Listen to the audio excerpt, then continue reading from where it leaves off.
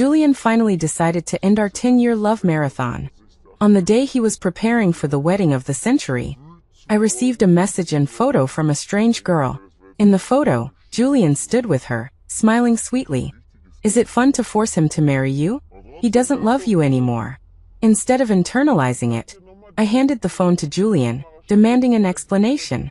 He smoked in the living room all night, and early in the morning, he walked into the bedroom and said to me, "She's my student, but I did have some feelings for her, that's all. After 10 years of being together, I'm not willing to give up this relationship because of some photos." I put on my wedding dress and let the wedding proceed as planned, but assistant Liam suddenly rushed out in the middle and said to Julian, "Professor Julian, Isabel knows you're getting married, something happened." The wedding ring hung in the air and suddenly fell to the ground. Julian dashed out the door like lightning. With red eyes, I shouted after him, "If you walk out of this door today, we're completely over." He paused, then left the wedding venue without hesitation. Looking at the dense photos on my phone, my heart twinged. There were no intimate photos together. Only the girl's bright eyes when she was doing research seriously. The moment she pouted and pretended to be angry while eating. The moment she was carefree and laughed heartily when she received a bonus. Most were taken casually. There were only a few selfies of her acting cute in front of the camera. In the past, I would have rushed to Julian, slammed the phone in his face, and then broken up and left freely and easily. But now, just tomorrow, we were supposed to complete our 10-year love marathon. To achieve a positive outcome, to get married. We had notified all our relatives and friends, booked the wedding banquet, and sent out the invitations. Happiness was within reach. But at this critical moment, I discovered something like this. Unwilling to face it, I forced the tears back into my eyes and took a deep breath. I decided to confront Julian and demand an explanation. Julian is a very outstanding man. At a young age, he became the youngest core researcher in the country's research institute. He is also a famous doctoral supervisor at Hua University. After 10 years of mutual support, I understand his character. I put the photos in front of him, my eyes red and a little scary. A trace of panic flashed in Julian's eyes, followed by an undisturbed calm. He probably didn't intend to hide it from me. In this long 8-hour night, he smoked 2 packs of cigarettes in the living room, and I gazed at the stars in the bedroom all night. The next morning, before the makeup artist came to knock on the door, he walked into the bedroom and confessed to me, "This girl is my student, her name is Isabel." I admit I was attracted to her. My heart, which had been suspended in the air, suddenly sank. Then I heard Julian say, "But Serena, it wasn't easy for you and me to get to where we are today. I will make her leave my research group and promise you that this will never happen again." Julian sincerely promised me. In these 10 years, he has never broken a promise to me. I couldn't bear to lose these 10 years of relationship, and even more, I couldn't cut off this love that was deeply ingrained. So I chose to forgive. Until at the wedding, the MC asked the solemn question, "Are you willing to let Ms. Serena be your life partner, to respect her, love her, and cherish her for the rest of your life?" I held my uneasy heart, thump, thump, waiting for him to give me and this relationship a perfect ending. But with the words of his assistant, he dropped the diamond ring on the cold floor. Everyone on the scene watched him rush out of the wedding venue, leaving me behind. Julian's promise was broken. The wedding scene was in chaos. Both sets of parents didn't know what had happened. Assistant Liam's eyes flickered as he explained anxiously, "Something happened to a student under the teacher. She has important research data in her hands. The teacher is just going to check on the situation. I believe he will be back soon." Liam has been with Julian for 8 years. Over the years, he has always been respectful to me, calling me Mrs. Julian with a smile. But now he doesn't even have the courage to look me in the eye. I don't know how much he has been helping Julian to hide from me. What else is there between Julian and that girl named Isabel? Dense pain spread in my heart. Tears fell on the ground uncontrollably. I really felt Julian's betrayal. My parents held my hands, helpless and anxious. This is ridiculous. What data is more important than getting married? To make him leave Serena without regard and just leave? Julian has always been steady, hasn't he? How could he mess up at such a critical moment as a wedding? My uncle and aunt were very guilty and quickly stood up from their seats. His father called him, and his mother held my hand, patiently comforting me. Serena, don't worry, Julian is just a workaholic. This female colleague probably really has some very important data. Don't worry, when this brat comes back, Auntie will definitely make him apologize to you. I clutched the diamond ring tightly, piercing the skin of my palm, leaving marks full of blood. There were also many of Julian's colleagues at the wedding scene. They were looking at me blankly. I lowered my head and laughed through my tears. Julian promised me that he would cut off contact with that girl. But now that girl is in trouble. He ignores everything and abandons everything to go find her. He didn't think about how helpless or embarrassed it would be to leave me, the bride, alone at the wedding. The scene was noisy and chaotic, and the lights flashed dazzlingly. I stood alone at the wedding, accepting the strange looks and pointing fingers from both sides of the guests. For a moment I felt dizzy and everything went black. Serena. The moment my mother rushed towards me, I fell straight to the ground. When I woke up, I was in the hospital. The doctor gently told me, "You are two people now, so don't get angry easily. Be careful of your body." I touched my stomach, and my heart sank. The uncle and aunt and my parents standing next to me were extremely excited. "Serena, there's a little baby in your belly. Good daughter-in-law, Julian is really lucky to marry you." I looked at them and forced a bitter and ugly smile. Julian's mother happily held my mother's hand, her expression excited.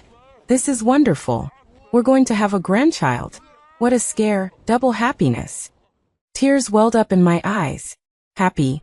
I feel like this child has come at the worst possible time. Just when I want to give up on Julian, God gives me hope. I took a deep breath, my whole body trembling uncontrollably. Mom saw that something was wrong with me and looked at me with concern. "Serena, does your stomach hurt? The doctor said you got very angry. Are you uncomfortable?" I couldn't hold back my tears any longer, and they overflowed from my eyes. My parents have been most worried about my marriage these past few years. Mom has always wanted me to get married early, but I kept delaying it for Julian's career. Now they are finally going to get their wish, to see me get married with their own eyes. But Julian and I are having problems. There was a sound at the door, and Julian hurried in. My aunt and uncle were immediately relieved to see him and scolded him. "What's wrong with you? Running away from your wedding? Look how upset you've made Serena." Actually, my aunt and uncle are quite open-minded and have been good to me over the years. They are always afraid that Julian will delay me, urging him to marry me and take responsibility for me. Julian is stubborn and doesn't listen to them. My aunt and uncle feel that they owe me and are always trying to give me gold bracelets and new bags. From the beginning of today's wedding to now, they have always been on my side. Julian did a terrible thing, but I always have to save some face for my aunt and uncle. I wiped away my tears and smiled at them. "I'm fine, you guys go out first and let me talk to Julian." My aunt and uncle nodded. My parents didn't give Julian a good look. Before leaving the ward, they carefully told him to apologize to me properly. Julian's face was pale, and his eyes were full of guilt as he looked at me. The ward was quiet. Neither of us spoke first. After a long time, Julian took my cold hand, and after a long silence, his voice was hoarse. "Serena, in 10 years I haven't asked you for anything, and our relationship has always been good, but this time, I beg you not to tell anyone about this, so as not to have a bad impact on Isabel, okay?" He left me and ran away from the wedding to find a girl who tried to commit suicide for him. Now when he sees me lying in the hospital bed, his heart still leans towards her.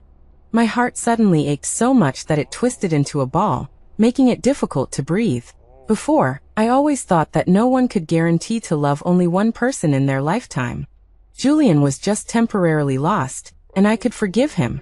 Julian's gaze was too earnest when he said those words. His attitude made it impossible for me to turn a blind eye and treat that girl's matter as a small thing. I lowered my head and laughed with tears in my eyes. "Julian, you shouldn't be asking me, you should be apologizing to me." Julian's eyes froze. The smile that had been frozen on my lips also came to an abrupt stop. The cold wind outside the window blew, chilling people to the bone. With a belly full of anger and grievances, my voice was still calm. "Today, you left the wedding scene without regard for anything. Did you ever think about how I would feel? Hundreds of guests are sitting below, and you just walked away. What do you take me, our family, for? Julian, this is the wedding that our whole family, has been looking forward to for 10 whole years. People's first reaction doesn't lie. He didn't think about how embarrassed I was to be left at the wedding. He wasn't worried about why I was in the hospital. The first thing out of his mouth was Isabel. I couldn't hold back my tears any longer, and they rolled down my cheeks and onto the blue sheets, leaving a pool of water stains. I squeezed out a word with difficulty from my throat. Get out. Seeing that I was angry, Julian softened his tone. Serena, it was wrong of me to run away from the wedding, but that's a life. I'm sorry, I know you must be feeling bad now, and my aunt and uncle will have opinions, but Serena, I can't turn a blind eye to a life. He is a very caring person. We first met at the pet hospital outside the school. Julian brought a stray kitten with a lame leg to be treated. I brought my own dog for a shot. The veterinarian said, "You two are really meant to be. This girl, like you, often brings stray cats she's rescued to me." Our fate began with Julian's act of kindness. All the things from the past made it difficult for me to be cruel. I looked into his eyes. Then what? Are you going to never marry me for her? Or are you going to break up with me for her? Julian was silent for a long time, and a hint of hesitation flashed in his eyes.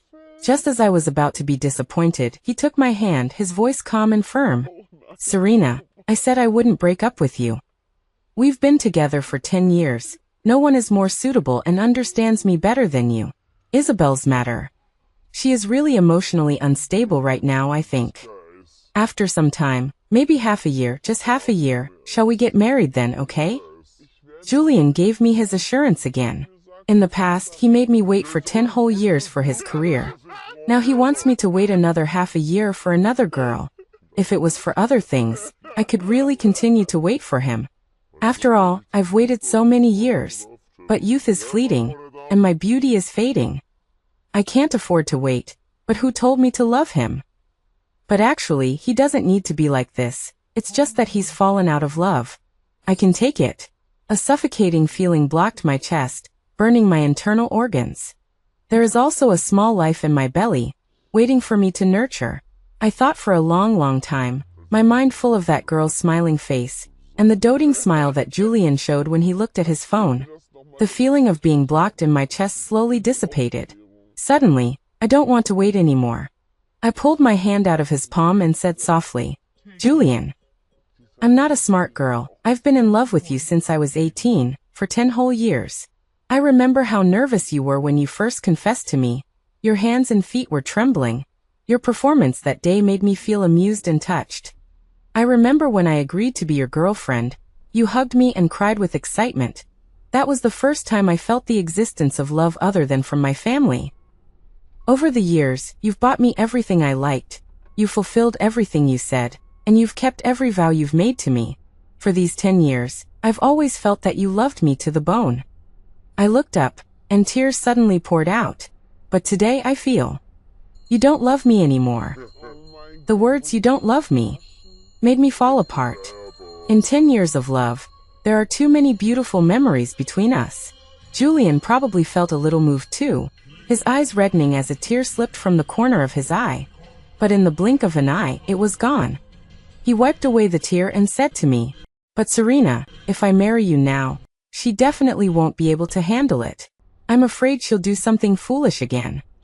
Wait a little longer. I promise I'll give you a home. I promise you, okay?"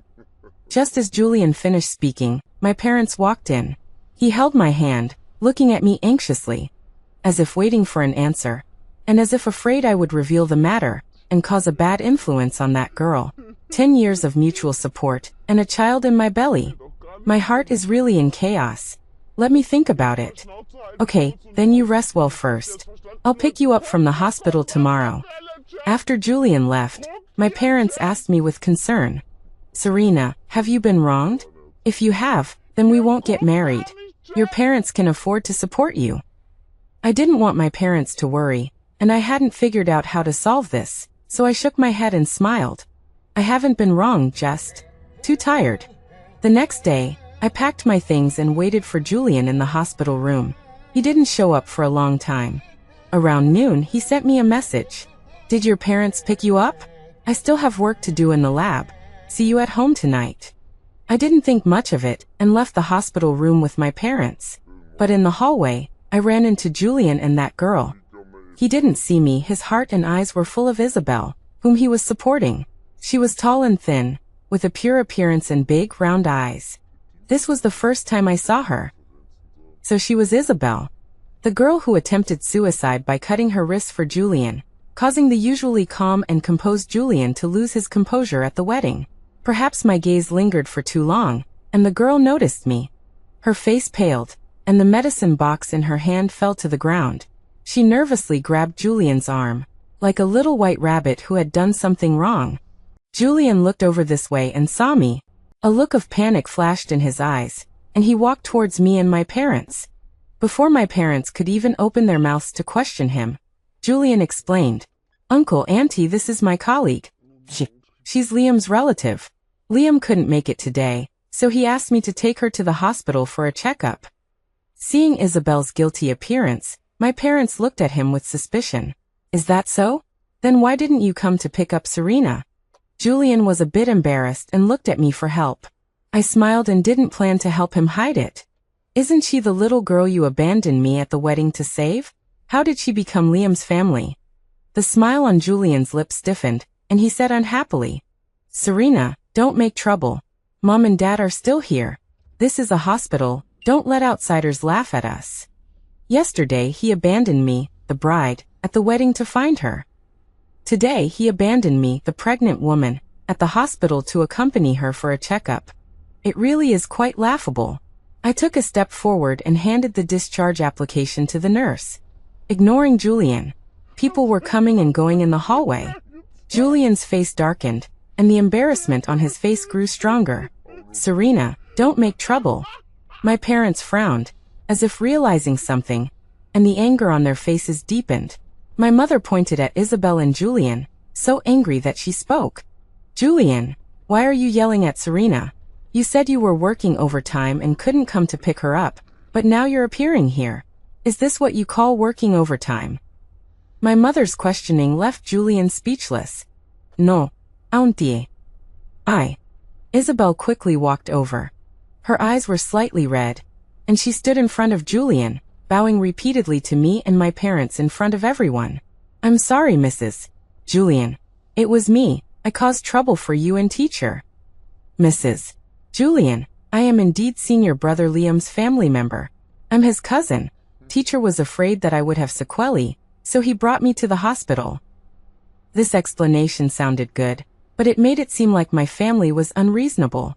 I lost my patience and looked at Julian, whose face was unsightly. "Don't give me that look like I made you lose face.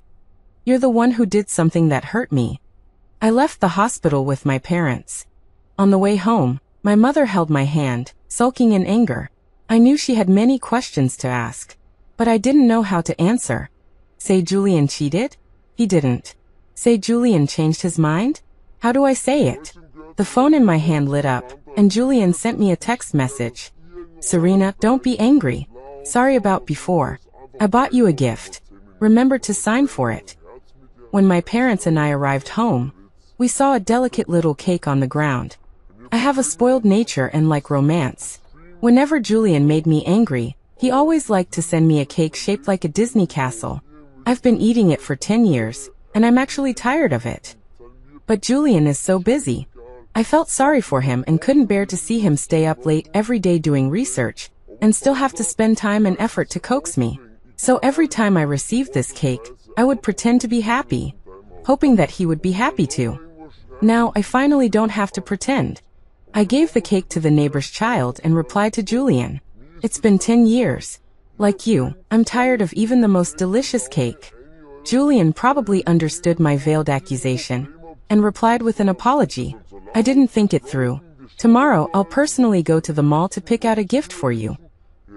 The next evening, Julian rang the doorbell of my house. His eyes were twinkling, and he was smiling. Holding a box in his hand, he showed it to me. "Serena, this is the necklace I picked out for you. Isn't it pretty?" The box was shining brightly in front of me. To be honest, the necklace was really beautiful. as beautiful as the one I saw in Julian's phone. The one Isabel was wearing around her neck. I smiled softly at him. This is the gift you spent the whole day playing with her at the amusement park and carefully selected? A look of surprise flashed in Julian's eyes. He explained, "No, Serena, don't misunderstand. I just don't know how to pick gifts, so I asked her to help me with some suggestions. And I was afraid you would misunderstand, so I specially invited a group of people to come together. Look, this is a photo of us eating hot pot together." After speaking, Julian opened his phone and showed me a group photo of him and a group of people. To be honest, if I hadn't seen Isabel's moments in advance, I might have really believed it was an ordinary dinner party. I didn't have the strength to say anything more and collapsed against the door. What about the amusement park? Why do you have to go play with her alone? I held up my phone and showed Julian the moments post Isabel made. In the photo, she and Julian were smiling brightly, looking like a couple.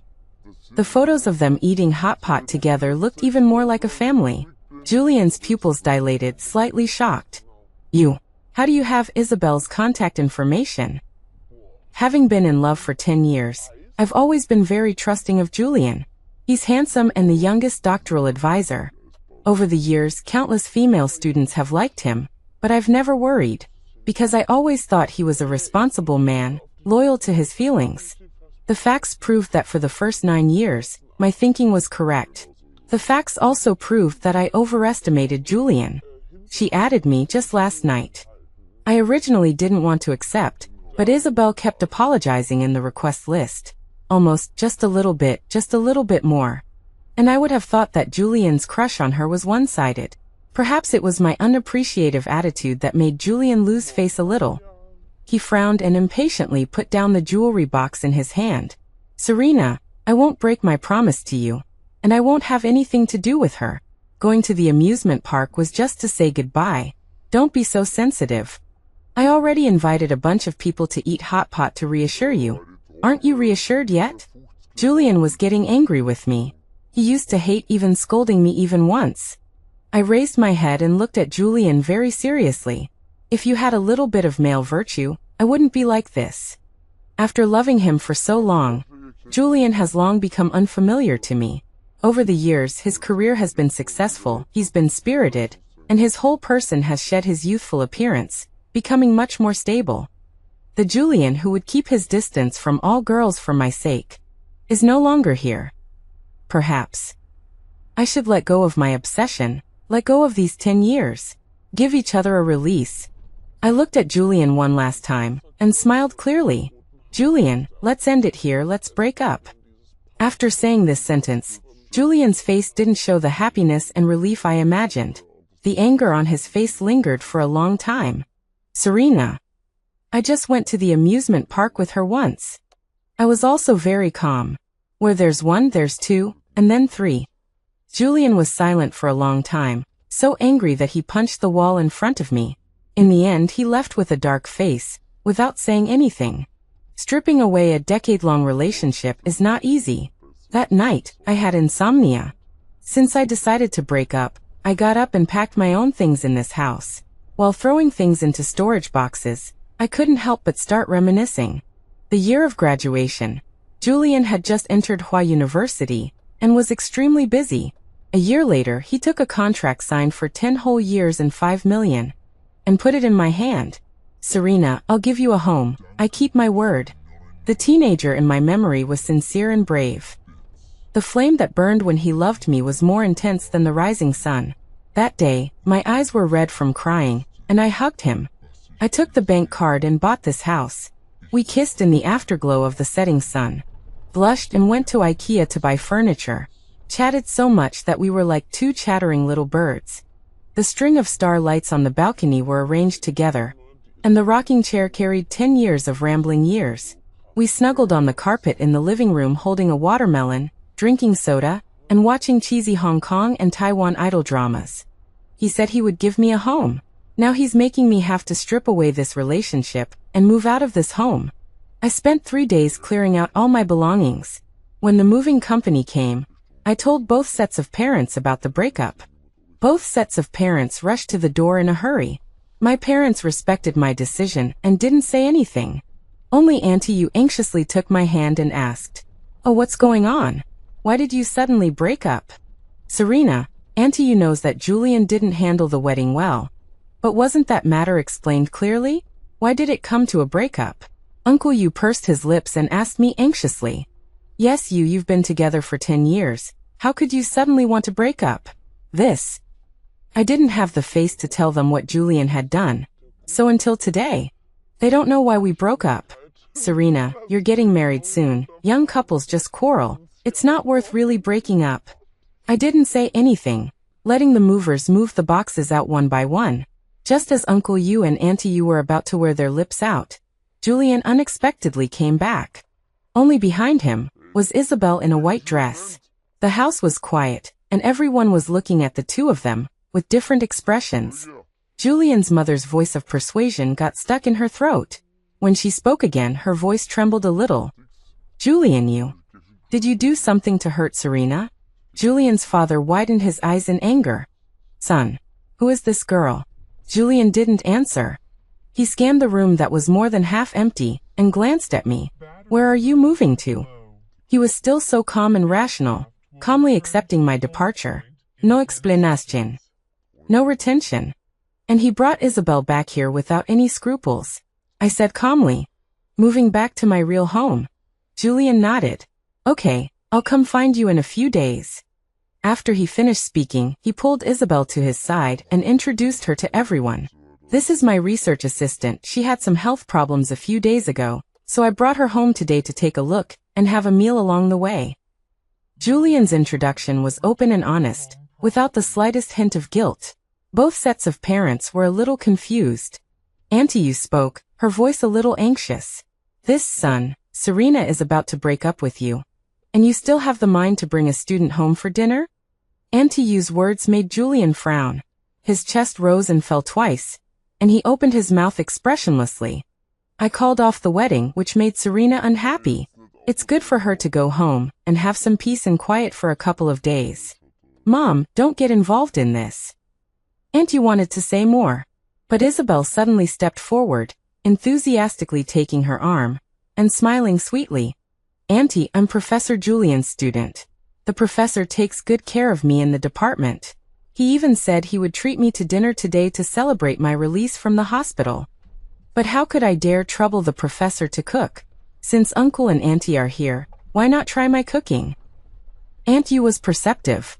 She looked at Julian's icy expression, then glanced at my calm face, as if sensing something was wrong. She shook off Isabel's hand and walked towards me with concern. "Serena, why don't we all sit down and talk things out?" The movers finished moving all the luggage.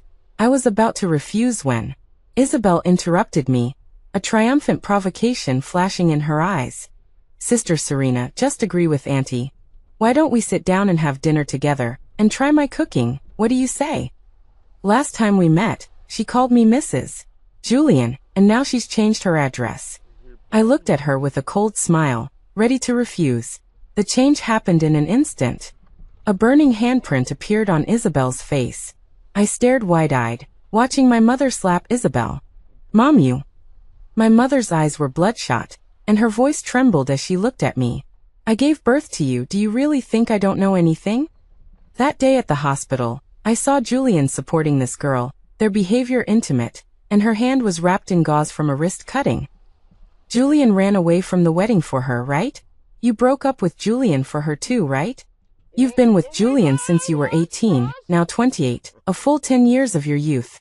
For him, you a well-behaved heiress, learned to cook, knit sweaters, and swallow your anger. If you really couldn't take it anymore, would you have broken up? Would you have come home? Mom doesn't ask you to find someone so great. But today, that Julian brought this girl to our door to slap your face, Mom can't stand it. If my daughter doesn't stand up for herself, I'll do it for her. My mother's words were forceful. Isabel covered her face. The voice she wanted to cry out immediately silenced. Uncle and Auntie were shocked and stunned. Only Julian looked at Isabel with a distressed expression. He looked at me with displeasure, his voice very cold. "Serena, how old are you, still running to your parents?" Before Julian could finish speaking, Auntie rushed out and slapped Julian. You little brat, what are you saying? Do you know that Serena is already pregnant? You're doing these reckless things now. How can you face her? When Julian heard I was pregnant, a deep shock flashed in his eyes. He looked at me, his voice trembling slightly, with a hint of undetectable joy. Serena, you're pregnant? He walked towards me, as if overjoyed. My mother blocked him, her face dark, stopping him. My daughter has already broken up with you. The child in her belly has nothing to do with you. As soon as these words came out, Julian's eyes became anxious. How can it have nothing to do with me? I am the child's father. My mother pointed at him angrily, her voice trembling. What kind of father are you? Do you have a relationship with my daughter? Are you married? Did you have a banquet? Now you want to climb up and claim a relationship? No way. The sounds of arguing and persuasion rose, and the scene was about to get out of control. My face dark, I took out a medical record left by the hospital from the drawer under the coffee table and placed it in front of Julian. Do you know what I regret most in my life? Julian picked up the medical record and hurriedly opened it. He looked at the ultrasound image clipped inside, overjoyed, muttering to himself, I have a child, I have a child. When Aunt Yu saw Julian's appearance, she quickly nudged him with her arm. Hurry up and apologize to Serena. Julian reacted, raised his head, and looked at me happily. Serena, you're pregnant, carrying my child in your belly. It's our child, the crystallization of our love. I'm going to be a father. His joyful appearance was genuine, but because of the girl he brought back, I was planning a separation. It would be a lie to say I wasn't sad. I looked at him, my throat a little dry. Julian, you can't be a father. I don't plan to keep this child. As soon as these words came out, Julian's pupils shrank. What? Uncle and Auntie also became anxious. No. Serena, this is your flesh and blood. How can you just say you'll get rid of it? I touched my belly. It was warm inside, flowing with a little life that I had been looking forward to for 10 years. I couldn't bear it either.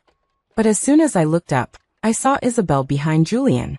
No one can tolerate their husband falling in love with someone else. I also didn't want to become the shrewish woman I didn't like. In 10 years of love, I have nothing to be sorry for Julian about. Now choosing to leave, my conscience is clear. If I have any guilt, it is a little guilty for the kindness of Uncle and Auntie Yu. I pointed to Isabel and looked at Uncle and Auntie. Uncle and Auntie, my mom is right. This girl is the reason Julian ran away from the wedding that day. She committed suicide for Julian. Julian also loves her. My words were like a time bomb, exploding on flat ground. Aunt Yu stared wide-eyed, looking at Julian in disbelief. What, son? Didn't you say you ran away from the wedding for the sake of the data? You. My mother held my hand, her face looking even worse. Beast. Beast. You're ruining my daughter's life. Julian's face was blue, and he repeatedly denied it. No. Mom and Dad, Uncle and Auntie, listen to my explanation. Explain what? My daughter has decided to break up with you, and you still brought this girl here to offend our eyes. Isn't this an affair? My mom looked at Julian, so angry that she was spitting fire. Julian glanced at Isabel, whose face was frighteningly pale, and pursed his lips. Auntie, there's really nothing between me and her. She's just my student. Isabel also reacted and nodded immediately. Yes, Professor Julian and I have nothing to do with each other. We are just teacher-student relationship. This hesitant attitude made the atmosphere even more tense. My mom straightened her back and stood in front of me. Julian, you've been dating my daughter for a full 10 years. You should know how much she's suffered. I won't waste words with you today. This matter concerns my daughter's future happiness. I don't care how you're going to resolve it in the end. In short, if my daughter doesn't forgive you, don't even think about getting close to her again. My mother spoke firmly, pushed away Uncle and Auntie who were trying to stop us, and led me away from the scene. On the way home, my mother held my hand tightly. She looked at me, sighed several times, and then turned her head worriedly to the window. I knew she was worried about me. My parents have always had a great relationship, which led to my high expectations for love. I fantasized about having a happy marriage and marrying an excellent man. Julian fulfilled all my expectations, and personally destroyed all my expectations. It would be a lie to say I'm not sad. But even the saddest emotions will dissipate in the long years. If I insist on swallowing my anger and pretending to be deaf and dumb today, and suppress the matter between him and Isabel, it's unimaginable how much grievance I will have to endure in the future. Leaving someone you love deeply and have loved for a long time is like jumping out of a plane about to crash at high altitude. There will be weightlessness, there will be fear. But the moment I land safely, I will be greeted with a new life. I squeezed my mother's hand and smiled gently. "Mom, I'm fine, let's go home." My mother was in tears. Julian's home is in Jing City. My home is in Hai City. Jing City has a dry climate, while Hai City is warm and humid. These years I stayed in Jing City with Julian and rarely went home. Today, I can finally go home and visit. It takes 8 hours on the highway from Jing City to Hai City. During these 8 hours, I thought about many things seriously and chatted with my mother a lot. In the end, I decided to have the baby aborted and go to the UK for further studies.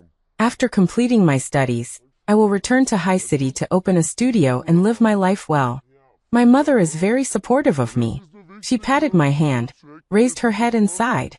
"In the past, I hoped most that you would marry into a good family, like your mother, and have someone to care for you. Now I only hope you are happy. As for whether you get married or have children, Mom doesn't think it matters anymore." My mother didn't blame me for messing up this relationship. Nor did she scold me for wasting 10 years of my youth. She didn't even resent me for returning to my parents' home with a child. No matter when or where, the only person who can support me unconditionally is my mother. I took her hand and burst into tears. I cried myself to sleep soundly in the car. When I woke up, there were many missed calls and messages from Julian on my phone. The content was nothing more than that he would keep his distance from Isabel. He promised he wouldn't cheat and promised to love me forever. The tone was very sincere. Along with the messages came a plane ticket. Julian said he was coming to Hai City to wait for me. No matter how I wanted to punish him, he had no regrets. His sincerity in apologizing was sufficient. But I no longer wanted to forgive him. The car drove to the familiar entrance of my home. It started to drizzle. Julian was holding a bouquet of flowers and carrying a big cake. In the rainy weather of December, he was standing awkwardly at the entrance of the building in a thin shirt. My parents exchanged glances and cursed angrily. He did something outrageous himself, and now he still has the nerve to come and beg for forgiveness. His skin is really thick enough. I wonder if you can fry lard from it after cutting it off.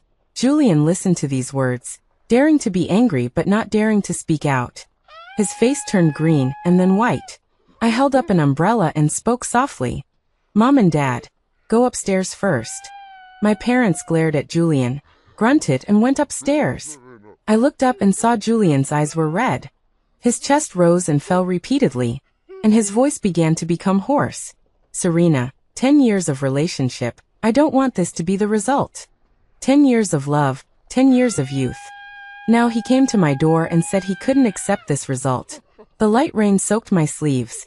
My voice was cold and light. "Is it my fault? 10 years of love and affection, only to have you fall in love with someone else before marriage. Julian, you brought this on yourself. It was also the result of my indulgence. It's not like what you think between her and me."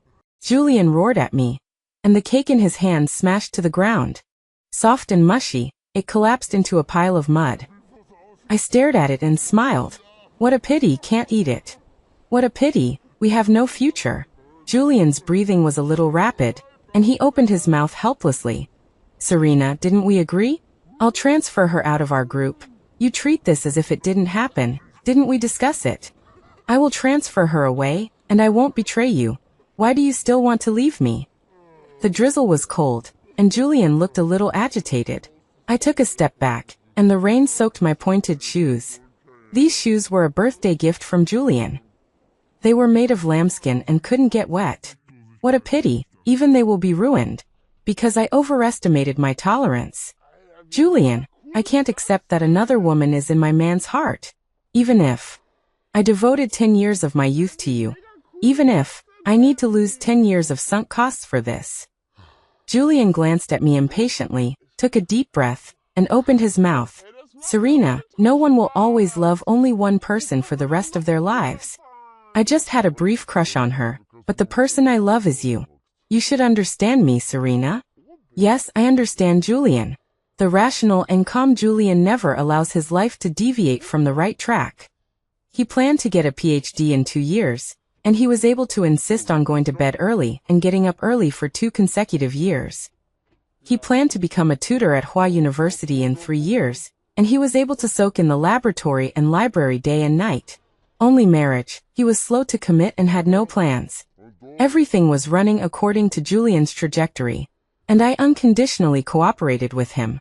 It's just that in his plans, my wishes were never important. Julian, everything in your life is progressing steadily according to your plans. And my life has been changing around your plans. After graduation, you said you wanted to take the Hua University exam, so I gave up the offer from High City to accompany you.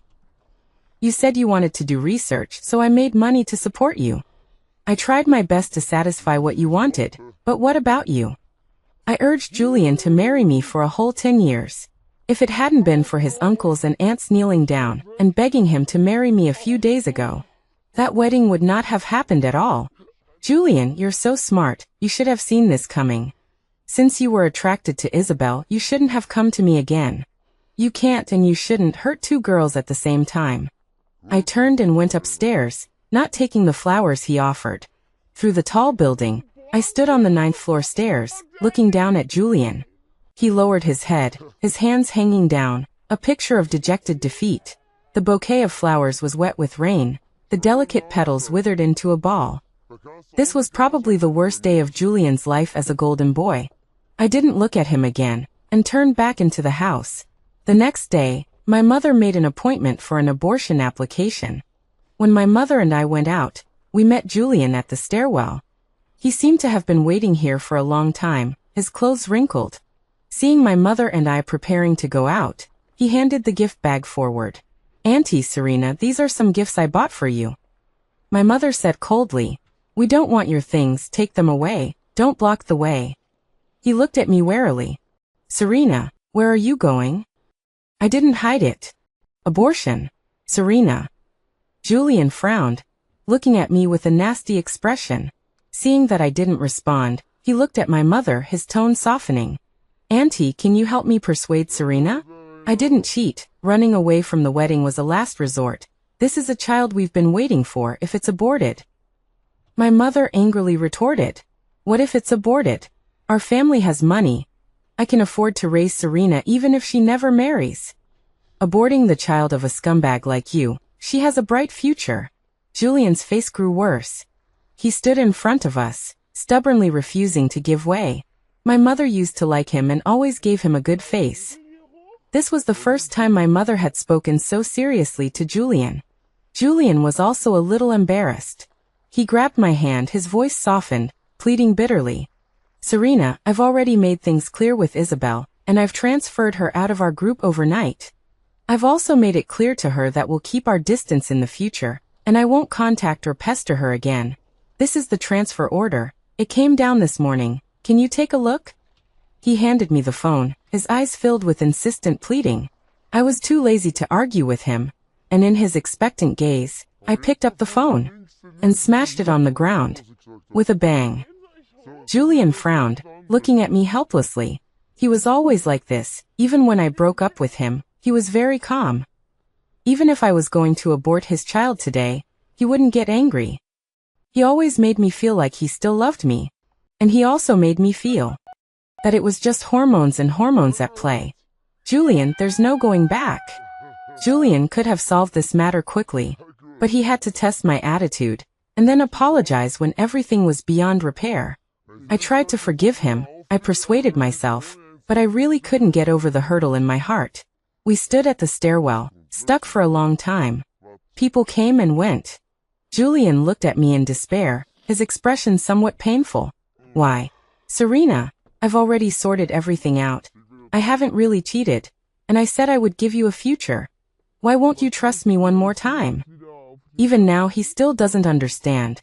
Between him and me, it was never a matter of each other's feelings, not even a matter of trust, but that this love, mixed with a third party, was no longer pure. I didn't say anything, preparing to call security to drive Julian away. He roared at me, "Serena." Julian squatted down and knelt in front of me. The ring that had been thrown away at the wedding appeared in his palm. "Marry me, let's get our marriage certificate now. Give the child a home, okay?" Frankly speaking, Julian was excellent. Good external conditions, strong work ability, high social status, strong economic strength. I had feelings for him too. We had a child. Just a little girl who broke in halfway.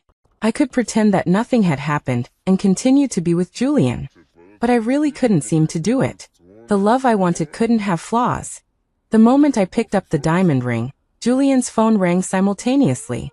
I vaguely heard Liam say, "It's not good. Isabel knows you transferred her out of the team, and she committed suicide again." The same trick twice. Julian's eyes struggled for a moment, and he gritted his teeth and said, "Don't report her affairs to me anymore." He hung up the phone, looking at me expectantly. "Serena, forgive me, okay? Let's get married again. I promise I'll be good to you in the future." I couldn't help but chuckle, laughing with tears in my eyes. I threw the ring on the ground.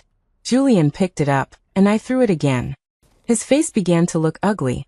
I said softly, "Some things don't have a second chance. You betrayed our 10 years of love. I wish you a lonely old age. Julian, I don't want you anymore."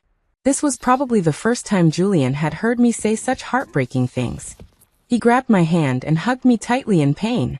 "Serena, don't abort the child, please. We've been waiting for it for so many years. Are you really willing to abort it?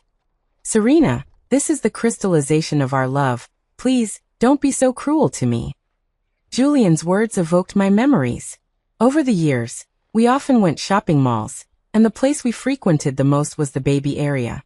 We imagined life after having a baby, laughing as we held pink baby clothes, learning about children's products together with curiosity. This little life was something we had been waiting for a long time. On the road to happiness. We were once really happy. It's just that the current Julian is no longer worthy. I pushed him away and got into the car with Mom. Julian followed us all the way to the hospital, making a scene in the ward, refusing to let the doctor perform the abortion. Looking at his now ferocious appearance, I calmly said, "What's the point? Wouldn't it be better to part amicably?" Julian, with red eyes, rushed over and gritted his teeth at me. "Who wants to part amicably with you? Serena, we've been together for 10 years. I've loved you for 10 years, and now I won't let you do this. You can't unilaterally give me the death penalty. From the moment you were moved by her, you should have guessed that we would end up like this. Serena, I know I was wrong." Julian roared at me, his expression filled with endless pain and regret. In matters of the heart, there is no right or wrong. It's just the withdrawal symptoms of being together for too long playing tricks. I picked up my bag and looked at the doctor beside me. "Sorry for the trouble, we'll come back another day." Julian, seeing that I no longer insisted on the abortion, breathed a sigh of relief. He chased after me, apologizing and repenting incessantly. "Serena, as long as you don't abort the child, as long as you're willing to turn back, I can give you anything. I'll transfer all my money and property to you, give you my salary card, and promise to come straight home after work." Julian kept rambling on like that. Everything I used to like to hear, everything I hoped he would do, was all said from his mouth at this moment. At this moment, I truly believed that he regretted it.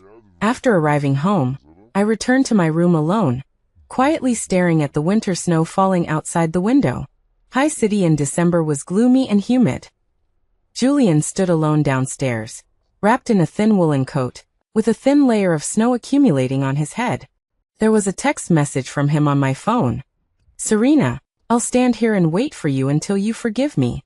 I waited for him for 10 years, and finally it was his turn to wait for me. But I wasn't happy. Looking at the snow slowly falling outside the window, I typed a line. "Okay, I waited for you for 10 years. You can stand downstairs for 10 years. After saying that, I blocked Julian. About half an hour later, the weather turned gloomy. Mom knocked on the door and walked into my room. She placed a bowl of freshly cooked snow fungus soup in front of me and sighed. "Serena, Mom isn't trying to persuade you. Mom just wants to ask, what are you really thinking right now?" My mind was a mess. In these 10 years, besides not being willing to marry me, pushing back the wedding again and again, he was actually quite good to me. He gave me gifts and red envelopes during festivals. Flowers and cakes had become routine. Did he treat me well? Definitely he did. Did he treat me badly?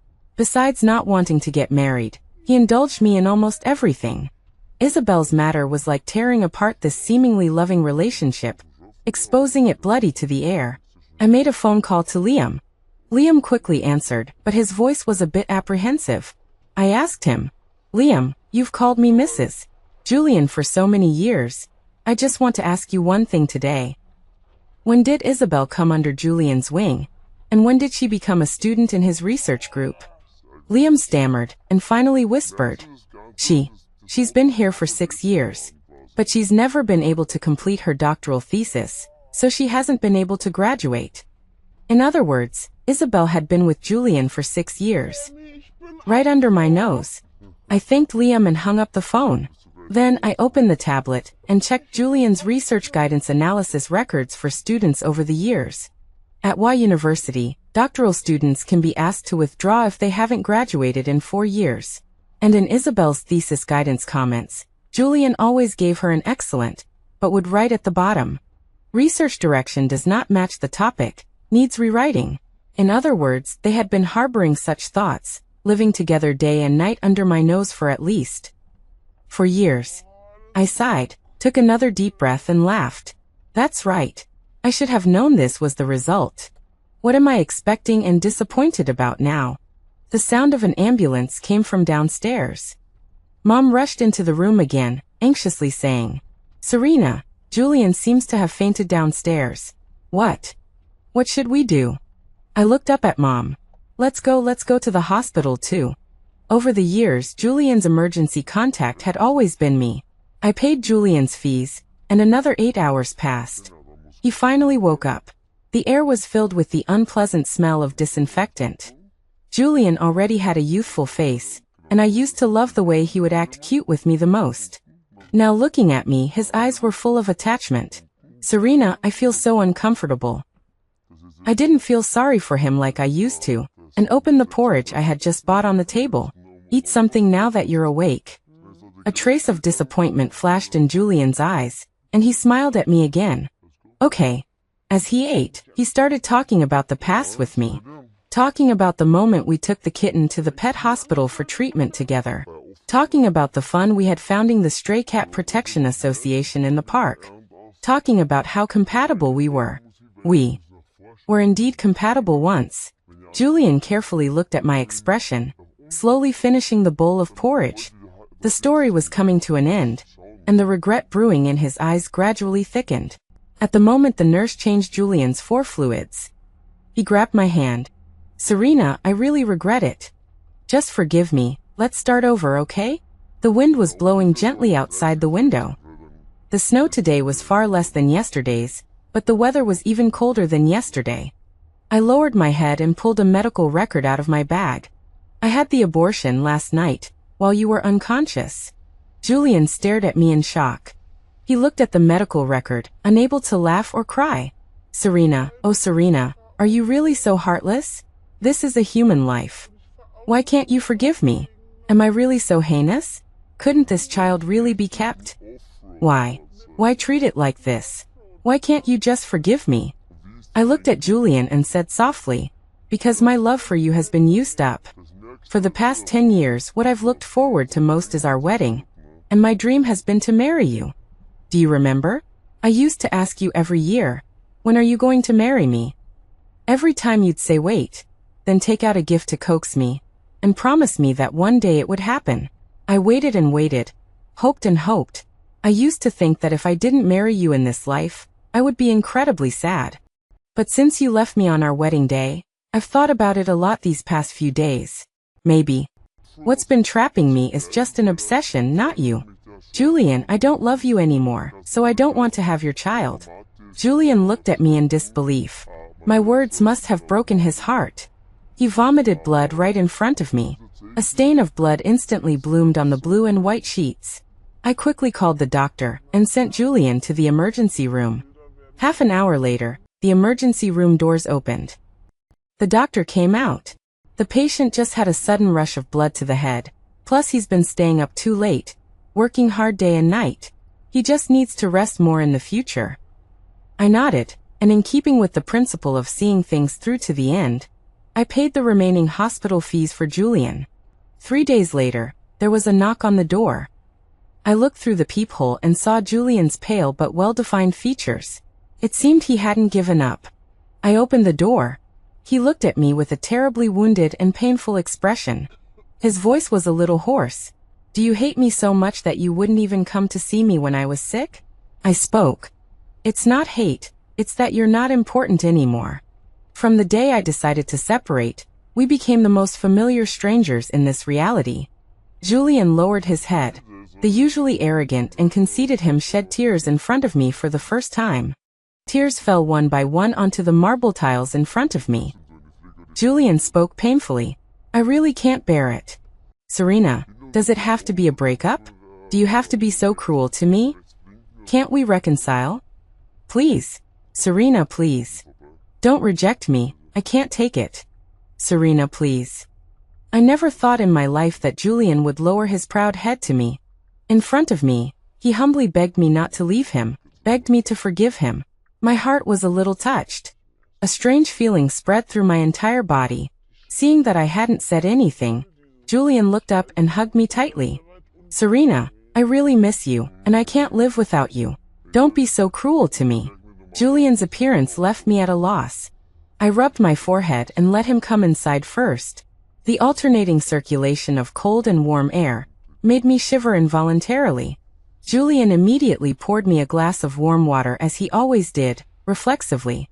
I held the glass and sat with him on the sofa, neither of us speaking for a long time. The clock ticked, and the television was playing a Christmas greeting from Santa Claus. Today is Christmas Eve. I drank the water in the glass and put it on the table. "Julian." He looked at me, his eyes filled with caution. I smiled. "I'm going to study in England." Julian's face darkened, and he asked in confusion, "Why?" My gaze fell on a stack of fashion design material books on the table. I used to think that a girl didn't need to be very outstanding, as long as she married an excellent husband, stayed at home to take care of the children, cook and become his support. But in these past few days, I suddenly understood. I also have things I want to do, I also have dreams, and I also have my own sky and pursuits. So I'm preparing to leave Haiching and study in England. Julian's eyes flashed with strong opposition. "But you're already 30, starting now. Don't you think it's a little late?" I smiled. "Late? As long as it's something you want to do, as long as you start now, it's not late." Julian didn't speak, his eyes full of disapproval. In the past, I would have changed my mind and said I wasn't going. But now, we have no relationship, and I don't need to watch his expression anymore. I've already decided, so Julian, you can go back. After speaking, I got up and prepared to return to my room. Julian grabbed my hand. His expression was tangled and complex. "I'll wait for you. Serena, go, I'll wait for you to come back." I didn't speak and pushed his hand away. "It's not necessary, Julian. I don't have the habit of making people wait." The day the offer came, I posted a celebratory message on my WeChat Moments. "Uncle you and Aunt you both liked it. My parents made a table full of delicious food to celebrate for me. When you're out alone, you have to take care of yourself, you hear?" Mom patiently instructed, chattering on and on. My heart warmed, and I nodded repeatedly. The next day, I embarked on my trip to England. In the departure hall of the airport, I saw Julian.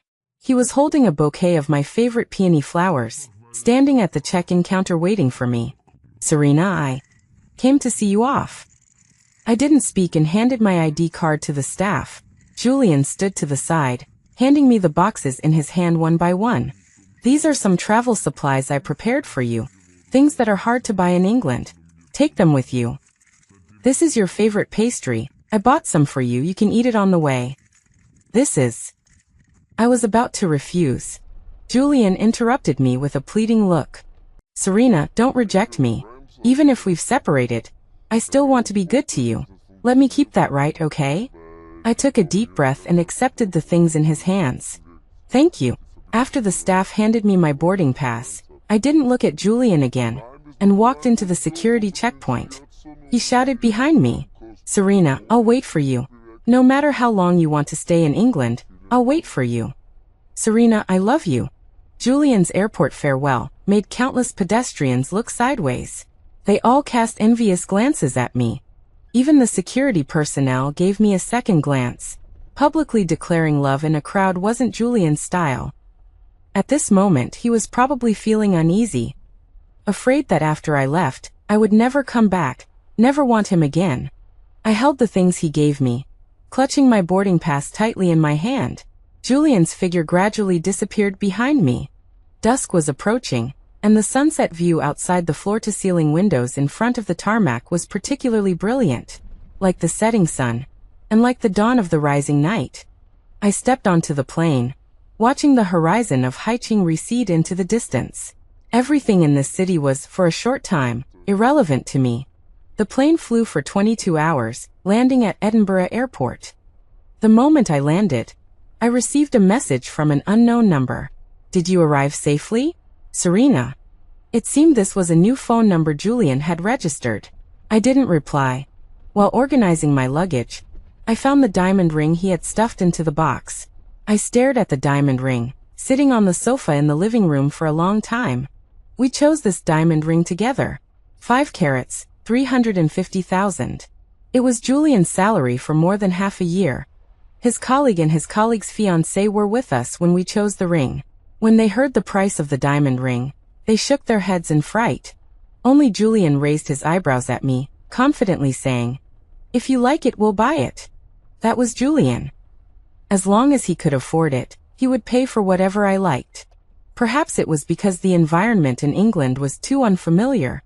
My emotions were out of control. I promised myself I wouldn't be sad and tearful for him, but now I was pouring wine down my throat.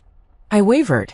In the days that followed, Julian would send me messages every day, sharing his daily life with me, even though I never replied. The days continued steadily, and I gradually began to adjust to life here, learning English, taking professional courses, eating and studying with the international students here. Life was fulfilling and full of hope. Julian's matter gradually disappeared from my mind. What occupied my life began to be all kinds of courses, professors' lectures, and exchange studies. I was no longer frustrated and lost over this past relationship. The smile on my face grew more and more frequent. On the day I won the new academic year scholarship, Julian sent me a new message. "It's been a year, Serena. Are you planning to come back?" I stared at this message for a long time.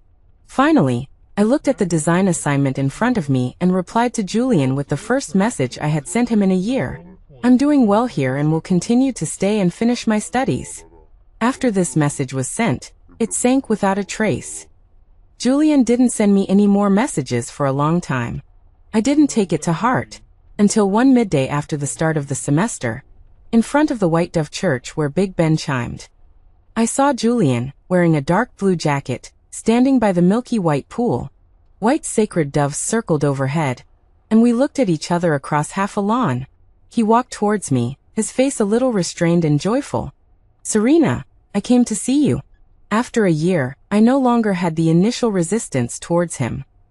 The me now had a future, had studies, had a career. I wouldn't pin myself on a marriage and a man anymore. I was very calm. "Long time no see." Julian and I ate at a casual restaurant off campus.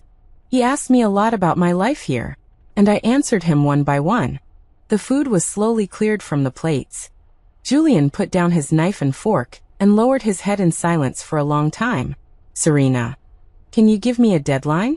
I looked at him questioningly. He took a deep breath, his face gradually becoming embarrassed. "I just want to know, when will you finish your studies? When will you return to China? When will you continue to marry me?" I was all too familiar with this look of his.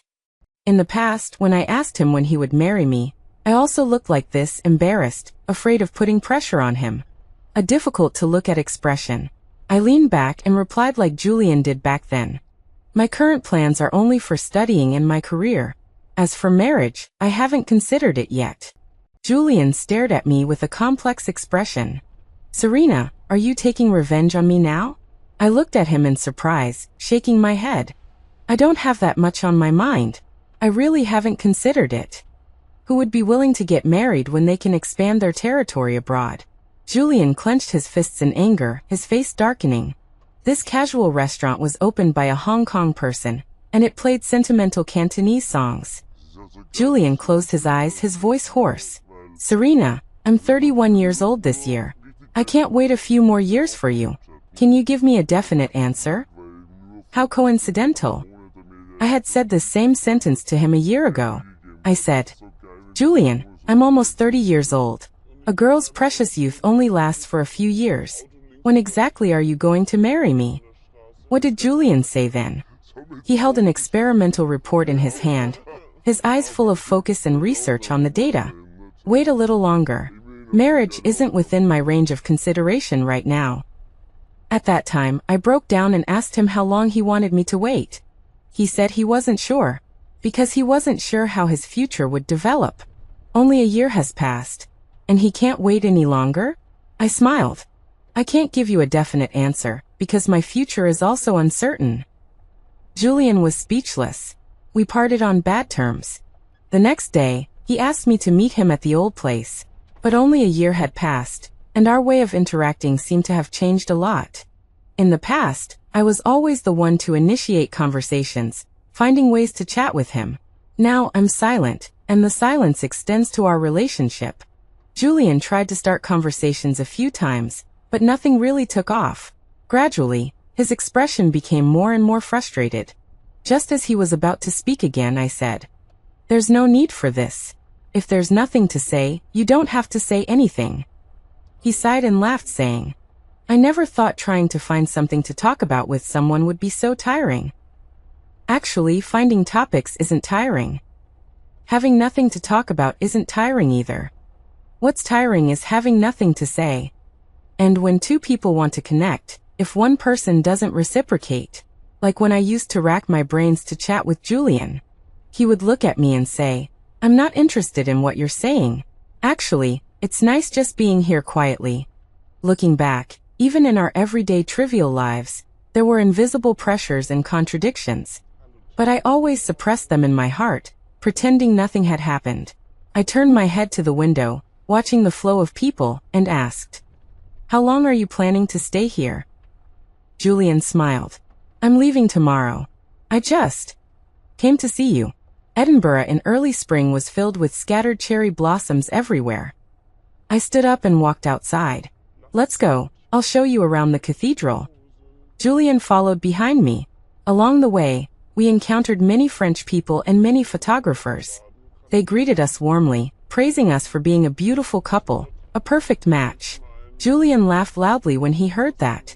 We were lucky enough to arrive at the cathedral just as a wedding was taking place. The groom kissed the bride's forehead and spun her around in a princess carry.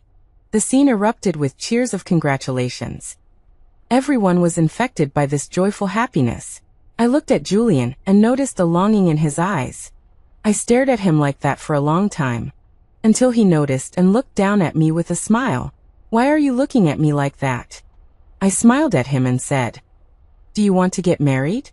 Honestly, I don't want to get married at all right now. I feel like my studies aren't finished, and my career hasn't even started. Now is not a good time to get married and have children.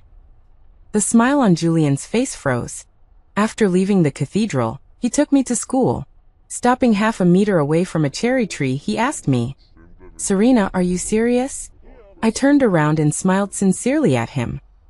Yes, I'm serious. Julian, who was leaving tomorrow, took me to buy a lot of things, filling my living room completely. He smiled at me, a look of reluctance in his eyes. Study hard. Take care of yourself. I nodded. The next day Julian left. I didn't go to the airport to see him off. He left a pink gift box on the table. The card was filled with blessings for me. Inside the box was a pink necklace.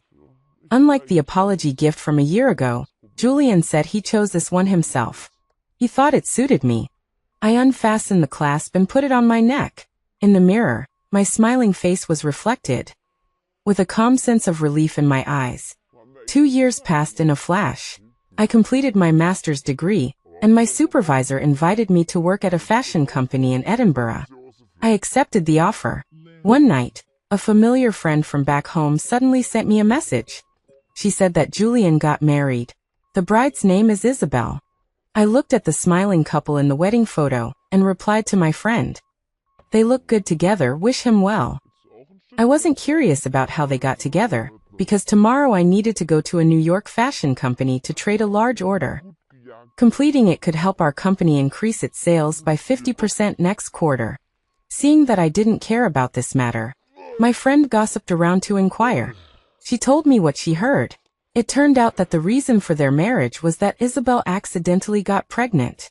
Julian didn't want to marry her and tried to persuade her to have an abortion. But Isabel told everyone in the entire laboratory about it and threatened Julian to marry her. The experiment was Julian's life. Naturally, he didn't want to cause a commotion because of this, so they got married. It sounded pretty melodramatic. I just listened to it as gossip. But one day at noon, I suddenly received a call from Julian. He asked me, "How are you doing in the UK? When are you coming back?" I leaned back in my chair and replied with a smile. "What? You're married now, and you're still concerned about when your ex-girlfriend is coming home?" My 10 years with Julian could be considered consensual. I didn't blame him for anything after the breakup. Now that I had my own life and career, my attitude towards him naturally lost its initial resentment and indifference. But I didn't expect my casual joke to panic Julian. He asked me in disbelief how I knew about his marriage. After all, we didn't have any other way of contacting each other than this number. I smiled casually. Walls have ears. He was silent for a long time, and then he panicked and began to explain to me. He said that over the years, Isabel had been unhappy with his decision to remove her from the team. So in the second year, Isabel contacted other supervisors and returned to the laboratory. Later, Isabel kept apologizing to him about our breakup. After he made it clear that it was okay, there was no more contact between them. Until one day he missed me too much and got drunk. That day they did it. Julian apologized to me on the phone. "Serena, listen to me, I really did it on purpose. I really missed you so much, and I was drunk." I nodded and continued to listen. And then, Julian said that the next day when he woke up, Isabel made it clear that she didn't need him to take responsibility. But 3 months later, one day, she ran into the lab crying, saying she was pregnant and wanted him to marry her. I explicitly refused and promised to pay for her abortion and follow-up recuperation expenses. I also swore I would compensate her. It was noon, and I had been busy all morning. Hearing what Julian said now, I was quite interested. I replied. "She didn't agree, right?" "Right," Julian continued. The matter caused a stir in the office. Many rumors gradually spread from the research institute. Isabel received a lot of finger-pointing every day, and life gradually became difficult. Finally, one day she broke down. She told everyone about how she used to like him, and said that he secretly took pictures of her and subjected her to theatrical harassment. She made a scene at the research institute, crying and saying that she was transferred from the group because she was unwilling to obey Julian. In fact, everyone with eyes in the research institute could see that Isabel was trying to extort him, but there was no way around it. It was his fault. "Serena, I only have responsibility for her, not love. Serena, can you forgive me?" Julian's words almost made me spit out the coffee I had just drunk. Not to mention that I bravely left him when I had nothing before. Now that he's married and has children, would I go out of my way to be a mistress? I burst out laughing instantly. "Julian, I congratulate you on your marriage to Isabel. I let you go as early as the second year I came to the UK. Now between us, we can be friends or strangers. Besides that, there will be no other relationship." After that, I never received a call from Julian again. In the following 6 months, I met the person I would spend the rest of my life with. His name is Noah. We met at a design exhibition in New York, judging the work of an up-and-coming designer together. We had similar interests and similar living habits. So we made a bold decision. A flash wedding. We held a romantic wedding in Edinburgh, and invited close friends to witness it. Those good sisters who were worried about my marriage gave their highest and sincerest blessings when they met my husband. My parents also shed tears and blessed me for finding true happiness. After the wedding, we didn't choose to return to China, because I still had a lot of follow-up work to deal with here. My husband listened to me and stayed with me in Edinburgh. One day, while chatting with a friend, my friend told me about Julian's recent situation. She said that half a year after Julian and Isabel got married, Isabel changed her gentle and considerate appearance and became arrogant and spoiled. Whenever Julian did something that made her uncomfortable, she would start making a fuss. She started making a fuss at home. Later, Julian became increasingly reluctant to go home and worked overtime more and more often. She started making a fuss at the company. Julian was very busy at work and often needed to concentrate on one thing with high intensity. I never bothered him when he was working before, but Isabel was different. In order to show her status in Julian's heart, she demanded that Julian reply to messages instantly, answer calls instantly, and go home promptly after work. In order to prevent her from making a fuss at the company, Julian was forced to stop a lot of work and risked being demoted to set aside a lot of work time to accompany her. In about a year, Isabel became pregnant with a second child. During her pregnancy, she became even more arrogant and domineering. Julian was often forced to go home halfway through work. Soon, Julian was demoted to an ordinary researcher because he could not undertake the tasks assigned by the research lab. My friend had some old friends in the research institute who heard that Julian tearfully begged Isabel to let him go that day in the research institute. Not long after, Isabel came to the research institute with a big belly and made a scene. The content of their quarrel was nothing more than, "You were the one who coveted me first, and now that you've married me, you're starting to dislike me." Julian loudly argued that Isabel didn't give him space. Isabel loudly argued that Julian didn't know how to be considerate of women. During the quarrel, Julian accidentally smashed a laboratory bottle. The bottle broke and the shard slid to Isabel's feet. She didn't notice and stepped on it. The sharp glass pierced the soles of her feet, and her whole body lost its balance and fell to the ground. The glass cut through her lower body and a torrent of blood flowed out. Julian was shocked, but it was too late to send her to the hospital. Isabel lost the child on the spot and had a permanent illness. She will never be able to have children in this life. In the third year after their marriage, the two became a famous resentful couple in the research institute. Everyone avoided them like the plague. You have no idea how relieved I was when I heard about these things, ha ha ha. When my friend told me these things, I was a little dazed. The man I loved for 10 years had come to this end. It really confirmed the saying, "Those who betray sincerity will swallow 10,000 needles." Another year passed, and my parents' health began to deteriorate. I gradually transferred my work abroad back to China and returned to Haicheng with my husband. On the day I returned to China, Julian somehow got the news. As soon as I stepped out of the cabin, I saw him standing in the crowd holding a bouquet of roses, his eyes following me closely. I hadn't seen him for many years, and he looked much more haggard. The crowd was surging, and I saw my parents in the chaos and greeted them with a smile. Julian came up and blocked our way. He handed the bouquet of roses to me and forced an awkward smile. "Serena, it's been 5 years. Congratulations on returning to China." I nodded and pushed the roses back. "Thank you, but you should take the flowers back. My current identity is not suitable for receiving his flowers. His identity is even less suitable for giving me flowers." Julian lowered his head and forced an ugly smile. "I know, you still haven't forgiven me. Serena, after so many years, I actually always wanted to say sorry to you again." I frowned and looked at him strangely. "Julian, if you really cared about me, you shouldn't have appeared in front of me today, let alone come to see me with flowers. Have you forgotten that you are a married man now? Isabel is not easy to provoke, and I don't want to get involved in your two's affairs." Speak of the devil. Isabel appeared at the corner, her eyes looking at me as if they were poisoned. The former innocent girl had already changed her appearance. The current Isabel is just a resentful woman in the crowd. She ran to Julian, slapped him in the face, and burst into tears. "I knew you couldn't forget her. I've been with you for so many years. Why won't you even look at me? She's so good. You rushed over to pick her up as soon as she came back to China, regardless of anything. Have you forgotten? You're already married to me. There's no future for you and her. Julian probably felt ashamed and disgusted. He roared irritably and threw her to the ground. Enough.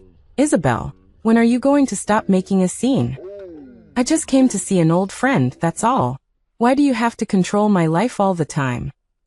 Isabel's tears were more genuine than I'd ever seen. Each teardrop fell like a thread.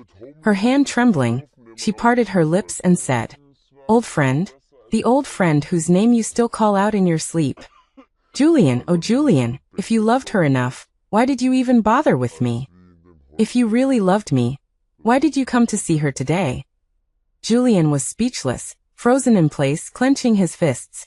Undeniable. Isabel was right. If you love someone, you shouldn't be interested in someone else. In the midst of the chaos, Noah appeared behind me, holding our daughter's hand. "Honey, who is this?" Our daughter jumped on me. Julian stared at Noah behind me in shock. He watched Noah look at me with doting eyes, holding up the KFC he had just bought. "Your fries, burger, and mashed potatoes." Isabel also looked at Noah in shock. Realizing he was my husband, she looked at our family of 3 and laughed through tears at Julian. "This is the woman you've loved and missed for so many years. She has a husband and children, and only you are foolishly waiting for her. Ha ha ha ha ha." Julian's face was pale, and a hint of pain flashed in his eyes as he looked at me. "You got married?" I nodded. "Yes, this is my husband and child." My frank attitude made Julian's eyes turn red. His voice became hoarse. "How come I never saw you post anything on WeChat?" I frowned, but suddenly remembered that when I deleted Julian, I seemed to have forgotten to delete his alternate account. No wonder he never asked to add my contact information all these years. That WeChat account, I haven't used it for a long time. Julian's face was pale, and he let out a miserable laugh. "Is that so? Congratulations to you." His tone sounded regretful.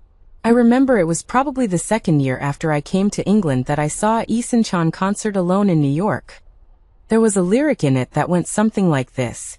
"My greatest regret is that your regret is related to me." I thought of Julian at the scene. At that time, I suddenly understood that infatuation is temporary, but commitment is eternal. So, about Julian, I no longer had any regrets. That day, our family of 5 left the airport laughing. No one took Julian and Isabel's affairs to heart. No one wanted to mention people from the past again. But unexpectedly on the same day, Isabel slit her wrists and committed suicide. Julian thought she was pretending and didn't care. The person just died bloodily in the bathroom. The body was discovered by Isabel's colleague who went to her house to deliver food when she didn't come to work in the morning. After the colleague called the police, she immediately rushed to the research institute and slapped Julian hard. "When you were with her, didn't you know that she was emotionally unstable? She could commit suicide for you even when she wasn't with you. Now she's really dead for you. Are you happy? If you don't love her, please don't hurt her." The colleague made a loud scene with red eyes. Everyone in the research institute knew. Julian's wife committed suicide by slitting her wrists, and everyone avoided him. The social impact of this incident was somewhat significant. The higher-ups held a meeting and decided to fire Julian. Julian's parents cried their eyes out, and the news spread throughout the old lady's circle. When my friend told me, I was silent for a long time. Good fortune and bad fortune are intertwined. Julian should have thought of this ending from the day he betrayed me. Traitors go to hell. I didn't care about his affairs anymore and booked amusement park tickets for my daughter. Our family of 5 will go ride the carousel tomorrow.